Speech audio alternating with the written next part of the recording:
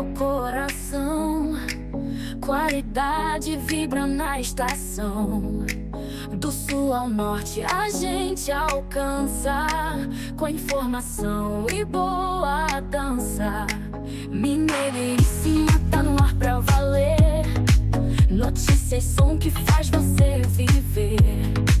Do bate-papo a batida que contagia. O som perfeito pra sua trilha do dia. Informação que ilumina o caminho.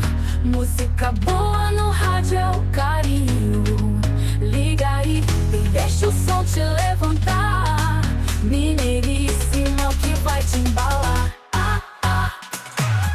Um abraço, gente. Obrigado pela audiência e o carinho de sempre. Conforme anunciado, nós estamos recebendo aqui na Mineiríssima ele que é mineiro, mas já mora em São Paulo há um bom tempo e vem se dedicando à arte da literatura. O grande escritor Hugo Almeida. Alô, Hugo Almeida, seja muito bem-vindo à nossa Mineiríssima, vamos dizer assim, nessa edição especial do nosso programa Marca a Página, e anunciando também que vem aí uma nova atração para a gente falar de literatura aqui na Mineiríssima. Hugo, seja bem-vindo, bom dia. Obrigado, Renato, bom dia a você, a todas e a todos, é uma alegria estar aqui, obrigado pelo convite. Eu que agradeço a sua presença. Hugo está em Belo Horizonte, sua terra natal, né, Hugo? Eu nasci na NUC, mas saí de lá com menos de 2 meses, passei a infância na Bahia e vim com 9 anos para Belo Horizonte. Em 84 fui para São Paulo, estou lá desde então. O Hugo está em Belo Horizonte para uma missão também muito importante, que é o lançamento da 4ª edição do livro Mil Corações Solitários. Um livro premiado, inclusive, da carreira dele, carreira essa que já conta com 16 obras escritas e publicadas, né? E vem mais por aí, não é isso? Sim, não vou parar de escrever nunca, só quando morrer. Esse foi o seu primeiro livro, não? Não, esse foi o terceiro livro. Esse foi o terceiro. O primeiro romance para adulto. Uhum. E o primeiro a conquistar um título de um prêmio de expressão? Sim. Ganhou 2 prêmios, o Cidade de Belo Horizonte em 87, com outro título, Carta de Navegação, e 1 mês e meio depois saiu o resultado do prêmio Nestlé, que é nacional também, com o título de Mil Corações Solitários, e tirou o primeiro lugar também. E por que você resolveu trocar o título do livro? Bom, eu entrei nos 2 concursos ao mesmo tempo, e eu sabia que ia sair resultado antes do outro. Se fosse o mesmo título, talvez impedisse de ser premiado no outro. Como os regulamentos não tinham nenhum impedimento disso, eu usei títulos diferentes, pseudônimos também e até epígrafes. Então, quando saiu o resultado do Nestlé, ele confirmou, chancelou o prêmio de Belo Horizonte. Isso foi bom para a comissão julgadora, para o prêmio, para todos e para mim principalmente, né? Que bacana. E acabou que levou prêmio nos 2 concursos. Sim. Conta pra gente um pouquinho dessa história da construção do livro. Em que você se baseou? De onde surgiram aí as ideias para poder montar essa história tão envolvente, tão bacana, que acabou ganhando o título definitivo de Mil Corações Solitários? Sim, obrigado. Bom, o escritor escreve com base nas experiências de vida, no que ouve, no que lê e no que sonha também. Tem imaginação e tem realidade, né? Agora, o título é uma homenagem a um romance, uma novela do Samuel West, norte-americano, Mil Corações Solitários. Aí eu fiz Mil Corações Solitários. É um livro sobre a solidão de uma família, a solidão no casamento. É um casamento que foi forçado, uma moça jovem, o pai que arrumou o marido para ela, né? E eles viveram uma vida muito difícil, completamente sem comunicação. Tiveram 2 filhos e essa falta de, vamos dizer, amor mesmo, de companheirismo no casamento refletiu na personalidade dos filhos, na vida deles. E o livro começa na época do suicídio de Vargas, em 54, quando eles se casaram, Nilbe e Carvalho, Emanuel Carvalho, e depois vieram para Belo Horizonte, né? Passaram a lua de mel no Rio de Janeiro, quando houve Eles estavam até em Niterói, quando houve o tiro lá, o suicídio do Vargas. Bom, eles vieram para Belo Horizonte e viveram aqui durante muito tempo. E o marido era uma pessoa esquiva, esquisita, se fechava no escritório e ela ficava praticamente abandonada. Ela começou a escrever cartas para a mãe, contando a vida dela. E ele parece que era, eu dou a entender, que era ligado à polícia ou à ditadura na época, nos anos 60, 70. Uhum. E isso aí interferiu bastante na história da Nilbe. Sim, sim.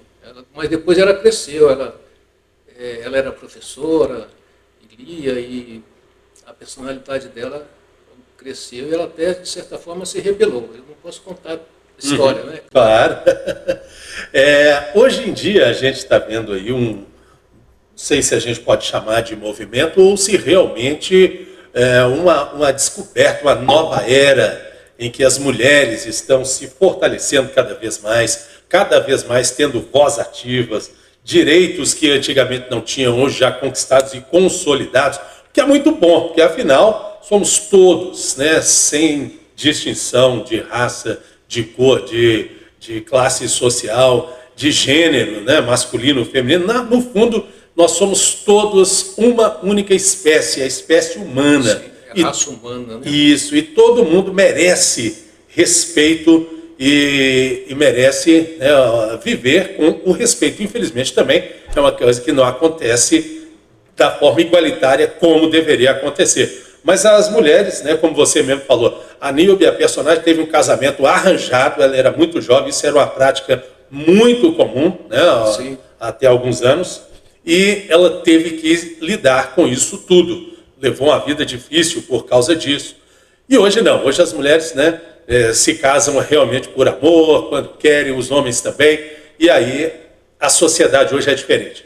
Mas o livro, a história dela já retrata, em boa parte, essa questão da mulher que teve que ser forte, né? Sim, e era num momento de transição, até o livro vai até o finalzinho da ditadura e começa a abertura, os exilados voltam, a censura acaba, a censura da imprensa, e a mulher ganha espaço, felizmente, né, cada vez mais, e são sempre bem-vindas. O homem tem muito a aprender com a mulher, sempre. Já era vamos dizer assim, uma visão de futuro, ou a sociedade não mudou tanto quanto a gente imagina e as pessoas, as mulheres sempre tiveram essa força, só que hoje está mais evidente? Porque é bem atual a sua história também, né? Teve gente que leu antes e releu agora e falou que o livro continua vivo, atual, e um amigo comentou que só falta ali, só não coloquei o celular, mas não faz falta. E é verdade, porque a questão é o sofrimento humano, problemas da alma humana. E isso o celular não tem nada a ver, né? Não precisa. O Machado de Assis continua vivo, os grandes clássicos continuam vivos e não precisa da comunicação de hoje, eletrônica. Bom, o lançamento do livro, dessa 4ª edição, vai acontecer amanhã, sábado, né? Lá no Diamond Mall, no Bom Café, no Diamond Mall, começando às 10 da manhã, vai até 1 da tarde. Diamond Mall, todo mundo conhece, grande shopping center, ali no bairro de Lourdes, na Avenida Olegário Maciel. Então, às 10 da manhã, o Hugo já estará lá fazendo o lançamento. Mas é claro que você não vai deixar para trás as outras obras, né, Hugo? Sim. Aliás, eu estou trazendo também os outros 2 livros mais recentes, todos publicados pela editora Cinete, de São Paulo. Vale das Ameixas, que é um romance, e um livro de ensaio sobre Osman Lins, A Voz dos Sinos. É sobre o sagrado, a mulher e o amor na obra de Osman Lins. Um grande escritor que eu estudei e leio sempre, e aprendo, não paro de aprender com ele. Vale das Ameixas é este aqui, que está também na minha mão. Que a segunda edição dele. Segunda edição também? Saiu a primeira no ano passado e já foi reeditado. Que bacana. Que o Hugo está me presenteando aqui, inclusive autografado, te agradeço de coração. Nos conhecemos relativamente recente, né? Em maio, por ocasião da Bienal Mineira do Livro, realizada aqui em Belo Horizonte. E eu me tornei, sinceramente, um apreciador da sua forma de escrita e te falei isso, né? Eu gosto muito do jeito que você realmente aborda os assuntos, a sua forma de escrita que facilita, pelo menos na minha opinião, a leitura. Faz com que a gente fique preso realmente querendo dar continuidade. Que bom, obrigado. Acho que o escritor tem que fazer isso, né? Cativar o leitor, prender e trazer alguma coisa de novo, né? Mil Corações Solitários chegando então à sua 4ª edição. Por que ele ficou fora de catálogo aí por um tempo? Olha, eu tentei reeditar em várias editoras, teve 3 edições na Scipione, que depois tirou do catálogo e não estava conseguindo. Felizmente, eu encontrei agora uma editora séria, boa, de editores sensíveis e escritores também, o Isner Fraga e a Carla Dias, e eles publicaram o primeiro livro que eles publicaram foi Vale das Ameixas, e depois se interessaram pela reedição do Mil Corações Solitários também, e no intervalo aceitaram o livro Sobre as Manias de Ensaio. Então eu estou contente lá e não vou mudar de editora, não. Bacana.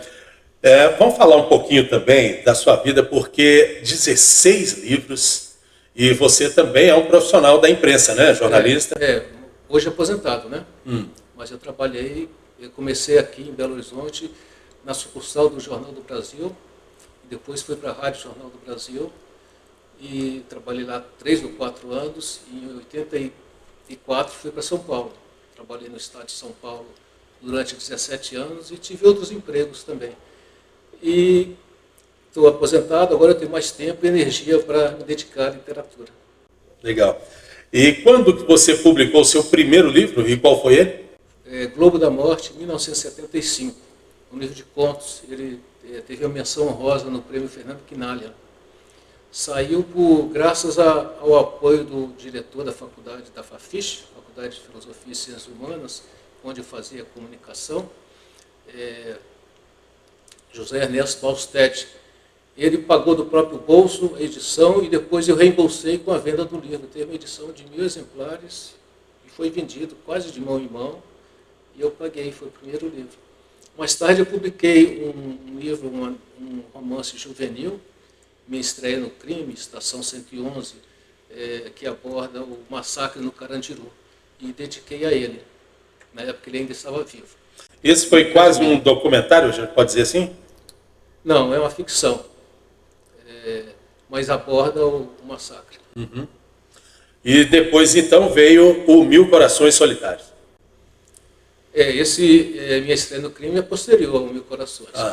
Antes de Mil Corações, eu publiquei um livro de contos, Em Teu Seio Liberdade, em 85, já em São Paulo também. Opa, fiquei interessado nesse também, hein? Tá bom. Porque a gente situando, fazendo aí a linha do tempo, né? E o título, eu já percebo aí que tem, como se diz, um grito de repúdio aí à ditadura, isso, né? Por aí? Isso mesmo. E os bons livros refletem sempre a atualidade, né? E permanecem quando é tratado com arte, com linguagem, com força, né? Não é uma linguagem jornalística, não é uma coisa simples, é um trabalho literário, poético, na medida do possível. Bacana. Bom, eu não vou te pedir para falar de todos os livros, né? Porque são 16, é uma quantidade bem considerável. Talvez não dê até tempo aqui diante do que nós temos já preparado, né? Disponível para esse bate-papo. Mas essa escalada, você variou vários temas? Você fez aí um passeio por vários temas, abordando coisas diferentes? Sim, ou sempre uma linha? E gênero também, né? Alguns livros, boa parte, talvez uns 5 ou 6, são infantos juvenis. E eu tenho 4 livros de contos também. Então, tem uma ligação pelo estilo, pela proposta, né, de fazer literatura séria. Você falou 16 livros, parece muito, mas se você comparar com muitos escritores atuais e começaram comigo, tem dezenas de livros. Eu nunca fui de publicar muito, escrever muito. Eu acho que de 75 para cá, tem quase 50 anos, vou fazer 50 anos em dezembro que eu publiquei o primeiro livro. 16 dá menos de um livro, quase um livro a cada 2 anos e meio, né? O que, na minha opinião, é um período muito bom de preparar um livro, né, uma distância entre um e outro. Qual foi o período em que você mais escreveu, o que teve menor espaçamento de tempo entre um e outro? Foi logo que eu cheguei a São Paulo, eu trabalhava num horário muito favorável, de 4 da tarde às 9 da noite, 5 horas de trabalho. Então eu tinha o dia livre, foi quando eu escrevi Mil Corações Solitários. E foi muito bom. Agora já o Vale das Ameixas, embora eu estivesse aposentado, demorou mais tempo para ficar pronto. Mas a primeira edição, a primeira versão, eu escrevi em 7 meses. E foi a primeira vez na minha vida que eu tive tempo integral para escrever. Eu estava aposentado, escrevia todos os dias. E é claro que o que eu escrevi lá não é o que saiu agora. Eu retrabalhei. Não vou dizer que fiquei esses 13 anos mexendo no livro. Tem intervalos, o texto decantava, alguns amigos liam, davam palpites, aí eu retomava até chegar a essa edição final, que o último leitor foi o editor, o Disney Fraga, que ainda deu uns bons toques e eu aproveitei. Toda opinião, boa opinião, positiva, é bem-vinda, né? O escritor não pode se fechar, achar que é dono de tudo, sabe tudo.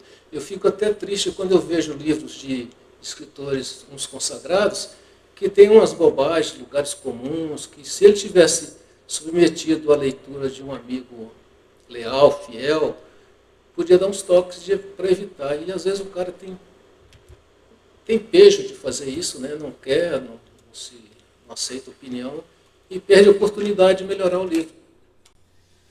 Realmente. Falta um toquezinho, muitas vezes, de humildade, que você quis dizer, né? Claro, é isso mesmo. Tá certo. Bom, o Hugo, que eu já vi muitos outros escritores dizendo que cada livro lançado é como se fosse um filho que chega. Então, você já tem uma família aí de pelo menos 16 filhos, que são 16 livros. E todos muito queridos. E aí, no senso comum, a gente sempre vê que as pessoas falando que não, o pai ou a mãe não tem preferência por um filho ou outro. Tem algum que você tem uma certa predileção? Olha, eu não me arrependo de nenhum deles, mas eu não posso deixar de reconhecer que os mais recentes são, não sei se os mais queridos, ou pelo menos pretendo que sejam os melhores. Eu acho que o meu melhor livro, várias pessoas já falaram, que é o mais recente, Vale das Ameixas. É claro que eu não desconsidero também Mil Corações. Aliás, quando eu terminei de escrever Vale das Ameixas, eu achava que ele era 100 vezes melhor do que Mil Corações Solitários.